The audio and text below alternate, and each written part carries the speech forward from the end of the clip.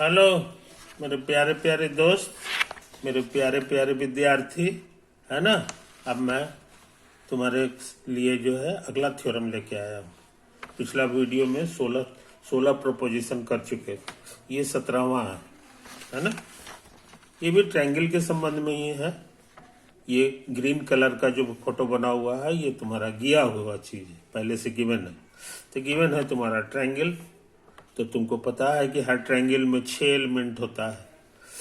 लंबाई ये साइड्स का और एंगल साइड ये सब का, है कि नहीं।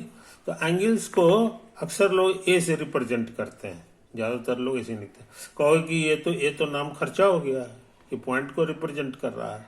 तो ऐसा है ट्रायंगल के केस में लोग आदत है पड़ गया है सब जगह कि जो एक ही चीज जो है ना पॉइंट को भी रिप्रेजेंट कर रहा है और एक ही चीज इस एंगल को भी रिप्रेजेंट कर रहा है, समझे।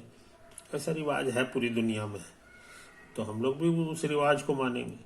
उसी तरह से इस एंगल का नाम हम लोग कैपिटल भी दे सकते हैं और उसी तरह से इस एंगल का नाम कैपिटल सी है, समझे कि नहीं।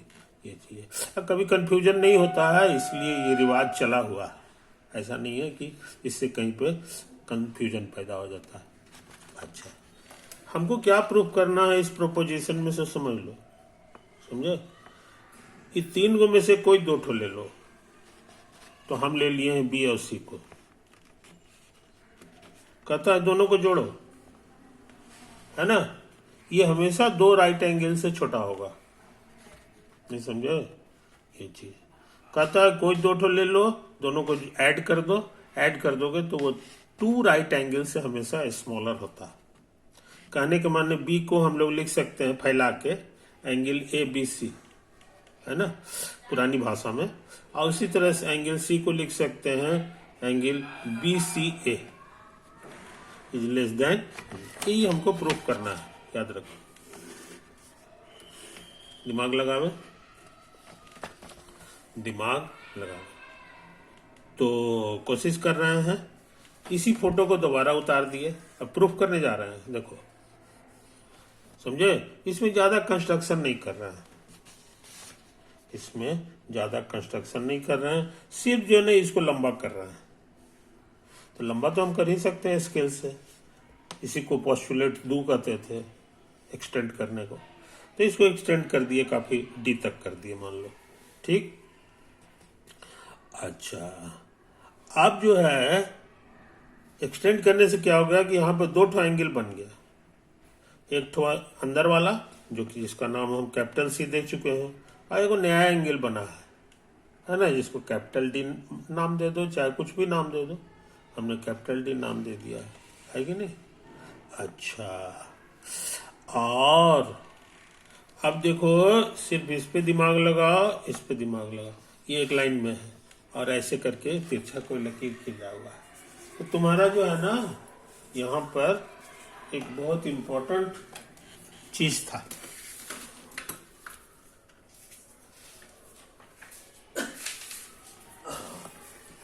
बहुत इंपॉर्टेंट चीज था। ये देखो, ये थ्योरम नंबर हमारा था रिजल्ट नंबर 13 को याद करो। 13 में भी यही फोटो था, एक लकीर था, तिरछे इस पे लदा रहता था। यहाँ भी वही है, यहाँ भी हमारा वही तमाशा है। ये जो है एक लकीर है ना, और उस पे ये तिरछा लदा हुआ है। ऐसी हालत में क्या होता था याद करो 13 में, कि ये दोनों एंगल का जोड़ जो है, ये और ये का जो जोड़ होता था वो 2 राइट एंगल के बराबर होता था। तो उसी तरह से यहाँ भी होगा, यहाँ भी होगा कि ये जो एंगल है और ये जो एंगल है सी और डी उसका जोड़ 2 राइट एंगल के बराबर हो जाएगा। तो 13 नंबर का इस्तेमाल कर दिए, प्रोपोजिशन 13 सी प्लस डी बराबर 2 राइट एंगल, समझे। अच्छा, अब कह रहा है कि प्रोपोजिशन 16 को याद करो। 16 में यही तस्वीर था, देखो 16 को ट्रायंगल रहता था, फैला रहता था, तो और ये 2 ट्रायंगल रहता था। तो हम लोग यही साबित किए थे, याद करो 16 में, कि इसके मुकाबले ये बड़ा होता है। ई जो बना हुआ है इसके मुकाबले ये बड़ा होता है। यही हम लोग का 16 कंक्लूजन। वही यहाँ लगा दे सकते हैं, यहाँ भी वही तमाशा है। यही वाला फोटो है यहाँ भी, तो देखो ये है ये, तो यही बाहर वाला जो एंगल है वो इससे बड़ा हो जाएगा, ए से बड़ा हो जाएगा। तो वही हम लिख दिए हैं कि ए से बड़ा डी मेरा है, कोई दिक्कत नहीं। अच्छा, अब सुन लो कि इधर हम सी जोड़ेंगे तो इधर भी सी जोड़ना होगा, ये चिन्ह जस का तस रह जाएगा, है ना। ऐसा नियम है, ऐसा नियम तुम्हारा जानते हो क्या था? कॉमन नोशन जो था ना, उसमें तुमको सिखाए थे कि एक से बड़ा वाई है और दोनों में जेड जोड़ देंगे, एक्स प्लस जेड और वाई प्लस जेड, तो वाई प्लस जेड बड़ा हो जाता है। वही नियम यहाँ लग रहा है, हम लिख नहीं रहे हैं क्योंकि कॉमन सेंस कहता है कि ऐसा होगा। और नंबर्स में भी हम लोग देखे हैं कि किसी नंबर में भी बड़ा है तो ये नंबर यहाँ पे रखेंगे, जोड़ेंगे, इधर भी जोड़ेंगे तो ये चिन्ह 10 का 10 रहता है। और इसको हम पहचान रहे हैं C plus D. C plus D मेरा 2 राइट एंगल के बराबर है, तो यहाँ बराबर लिख दिए 2 राइट एंगल, समझे। तो इस तरह क्या सीखे कि इससे ये वाला चीज बड़ा है, वही लिख दिए सी प्लस। यही तो हमको प्रूफ करना था। तो ये सी और ए का है, सी और ए का जोड़ है कि नहीं? सी और ए का जोड़ है, बी छोड़ दिए हैं। उसी तरह से सी छोड़ेंगे तो ए प्लस बी हो जाएगा, ए छोड़ेंगे तो बी प्लस सी हो जाएगा। तो ये बार बार आ रहा है। उसी तरह से बी प्लस सी भी जो है ए छोड़ दिए हैं तो उससे बड़ा ये होगा, ये होगा, है कि नहीं। इसी में से एक चीज हम यहाँ लिखे हैं कि बी प्लस सी से बड़ा 2 राइट एंगल होगा। तो सच में आ गया जी वही चीज, है कि नहीं। तो इस तरह से ये खतरनाक थ्योरम कर लिए, खतरनाक थ्योरम कर लिए। तुम जरा फिर से इसको साफ सुथरा देख लो, साफ सुथरा देख लो। यही ट्रायंगल था, एंगल यही था। तो हम लोग सीखे कि एंगल, कोई भी 2 एंगल का सम जो है वो 2 राइट एंगल से कम होता है, 2 राइट एंगल से कम होता है। तो इसको भी हम जो है यहाँ जमा करके रख दिए क्योंकि भविष्य में हमको जरूरत पड़ सकता है। 17 हो गया, यही फोटो बनाया है। ये दोनों का जो जोड़ होगा, बी और सी का जोड़, वो लेस देन 2 राइट एंगल है कि नहीं। तो इन फोटो से फायदा ये है कि हम लोग खटखट जो है कंपेयर कर लेते हैं, कंपेयर कर लेते हैं कि कौन सा हमारा प्रोपोजिशन लग सकता है, कौन सा नहीं लग सकता है, समझे ना। तो अब तक तुम काफी थ्योरम पढ़ चुके हो, 17 थ्योरम तुम पढ़ चुके हो, है कि नहीं। और हम समझते हैं इतना और पढ़ लेंगे तो हमारा सिलेबस ही खत्म हो जाएगा समझे कि इतना और अगर पढ़ लेंगे तो हमारा सिलेबस जो 10 तक का है वो खत्म हो जाएगा, समझे कि नहीं। और आगे इसकी पढ़ाई नहीं होती है।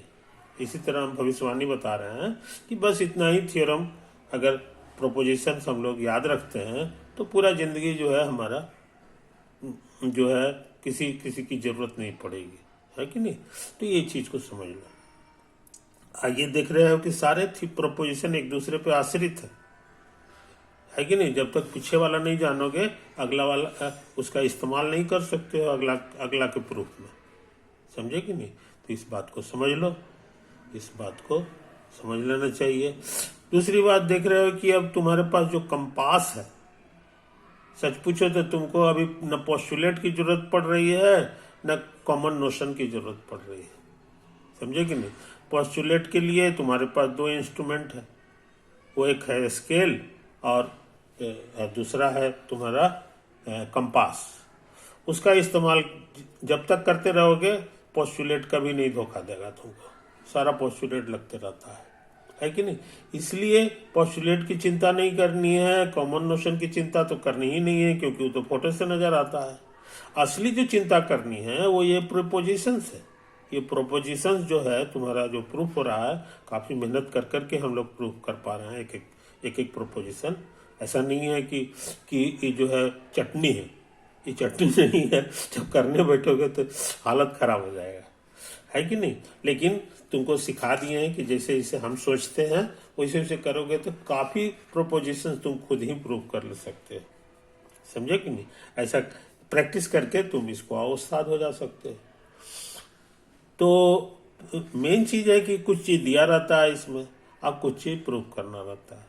तो जो दिया रहता है उसमें पॉइंट्स है इत्यादि इत्यादि है, तो उसको हम स्केल से मिला सकते हैं जहां तहां, और जहां तहां हम सर्किल भी खींच सकते हैं। तो किस लिए ये सब काम करते हैं, स्केल और सर्किल क्यों क्यों खींचते हैं? इसलिए खींचते हैं ताकि कहीं पर भी, है ना, ये सब जो गिवन है हमारा रिजल्ट, इसमें से इसी से मिलता जुलता हुआ फोटो हमको मिल जाए। फोटो मिल जाएगा तो वहां पर हम लोग इसका रिजल्ट यूज कर दे सकते हैं। जैसे मान लेते रहमान था, तो हम लोग ऐसा फोटो जहां देखे अब समझ गए कि इसका इसका जोड़ एक टू राइट एंगल होगा। इसी तरह से हर जगह की बात है कि नहीं? तो स्केल्स का मुख्य इस्तेमाल और कंपास का मुख्य इस्तेमाल है कि जहां तहां हम लोग उसी को डिजाइन बनाते हैं मिलाने उलाने का, ताकि इसमें जो रिजल्ट है उसका ये जो गिवन वाला जो पार्ट है किसी से भी मैच कर जाए। तो मैच कर जाएगा तो कुछ तो रिजल्ट तुम्हारे हाथ में आएगा, कुछ रिजल्ट आएगा, सब नहीं आएगा, कुछ तो आएगा। तो जैसे जैसे रिजल्ट आते जाएगा तुम्हारे लिए प्रॉब्लम आसान होता जाएगा, समझे कि नहीं? मान लो कि 10 सीढ़ी वाला कोई छत है, 10 सीढ़ी एक बार नहीं चढ़े, 2 सीढ़ी चढ़े ना, 1 सीढ़ी चढ़े ना, तब तो 9 ही ना बचा। 2 सीढ़ी चढ़ेंगे तो 8 सीढ़ी हमारे लिए बच जाएगा। तो इसी तरह से मैथमेटिक्स में जो है चीजें आसान होते रहती हैं। एक बार एक चाहोगे कि हम एकदम 10 सीढ़ी लांग करके सीधे छत पे पहुंच जाए, तो ऐसा नहीं होता है कि नहीं? इसीलिए साइंस की पढ़ाई को कहा जाता है कि ये एक दूसरे पर आश्रित है, समझे कि नहीं? थोड़ा सा भी सफलता मिल जाए तो खुश हो जाना चाहिए, फिर अगली दफा प्रयास करेंगे, फिर थोड़ा सा सफलता मिलेंगे। जैसे हिमालय पे चढ़ा था लोग, है ना, तो हिमालय पे एक ही बार थोड़ी कूद के पहुंच गया था चोटी पर, ऐसा नहीं है। तेनसिंग जो है पहुंचा था ना, आज भी पहुंचते सब जो है एक एक कदम मुश्किल से, एक एक कदम में दिन भर बेचारे को लग जाता था, समझे कि नहीं? फिर भी हिम्मत नहीं हारता था कि चलो एक कदम तो हम ऊंचाई पे चढ़े हैं, भले सुबह से शाम हो जाए। तो इसी तरह से प्रयास करते करते मंजिल तक पहुंचा जाता है ना? पूरे साइंस का स्वभाव मोटा मोटी यही है। आज साइंस इस ऊंचाई पे पहुंच गया है कि लोग जो है अब जो आसमान में देखते हो ये तारा की तरह जो नजर आता है कि नहीं, उसी में से कुछ है जो ग्रह है। एक्चुअल में ग्रह मतलब प्लैनेट है कि नहीं, वो तारा नहीं है। उसका जैसे हम लोग का अर्थ घूमता है सन के चारों ओर, उसी तरह वो भी घूमता है, समझे कि नहीं? तो इस तरह के जो तारा की तरह दिखाई देते हैं वो मोटा मोटी 7 को प्लैनेट है दुनिया में, बस। अब बाकी सब स्टार है, तो स्टार बहुत दूर है, लेकिन प्लैनेट जो होता है वो सिर्फ 7 ही है कि नहीं? तो वो है। लेकिन अब देखो तो कितना दूर है कि यहाँ से देखने पे एकदम एक बूंदा की तरह लगता है कि नहीं? और आज जो है वहाँ आदमी जाने के लिए इंतजाम हो रहा है। आदमी से जाने से पहले रोबोट पूरा पहुंच चुका है। परसेवरेंस का नाम सुने होंगे, है ना? मंगल ग्रह पे हम लोग से 2 साल पहले ही पहुंच गया है, पूरा घूम रहा है, अब फोटो भेज रहा है। वो भी हम ही लोग के तरह का जमीन है वहां भी, समझे ना? तो इस तरह से अंदाज लगा सकते हो कि पूरा यूनिवर्स जो है ना इसी तरह का बना हुआ है। हमको तो यही लगता है पूरा यूनिवर्स करीब करीब इसी तरह का है। कोई गर्म है, ठंडा है, अलग, ये सब अलग बात है, लेकिन सब जो है जमीन है, पत्थर है, ये समझे ना, उसी से मिलके बना है। तो वहां तक कैसे पहुंचा? ऐसा थोड़ी है कि 3000 बरस से इंसान प्रयास कर रहा है, समझे? पहले बैलगाड़ी था, फिर उससे आगे जो है फिर कैसे कैसे कैसे कैसे कुछ और गाड़ी निकला, ठेला गाड़ी निकला, फिर मोटर गाड़ी निकला, इत्यादि करते करते हवाई जहाज निकला। आजकल हवाई जहाज के बजाय स्पेस में लोग जा रहा है, स्पेस से भी लांग करके अब जो है सौरमंडल को पार कर रहा है, और वो जो है सो कर रहा है। तो पूरे साइंस का स्वभाव है धीरे धीरे कदम आगे बढ़ाते जाना। तो जिंदगी में भी वही हाल है, सफल वही होता है जो लगातार कदम बढ़ाते रहता है, इस बात का गम नहीं करता है कि कदम बढ़ाना कितना मुश्किल है। जितना भी कदम बढ़ जाए उसी पे रहना चाहिए, लेकिन प्रयास जिंदगी भर लगा करते रहना चाहिए, तो तुम ऊंचाई पे पहुंच जाओगे। सफलता का ऊंचाई जिस दिशा में जाओगे उसी में सफल होगे। ओके।